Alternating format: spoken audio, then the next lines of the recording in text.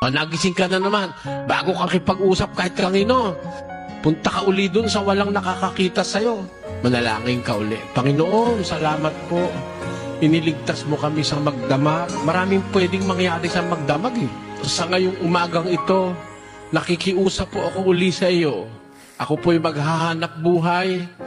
Papasok sa eskwela ang aking mga anak. Maiiwang mag-isa ang aking asawa. Sana po, samahan mo kaming lahat saan man kami po maroon. Iligtas mo po kami sa masasamang tao.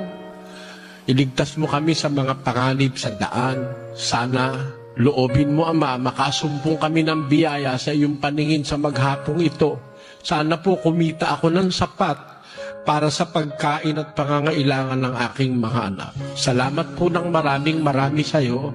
Sa pangalan ng aming Panginoong Hesukristo. Amen.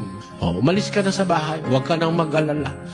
Bahala ang Diyos sa pamilya mo at sa iyo.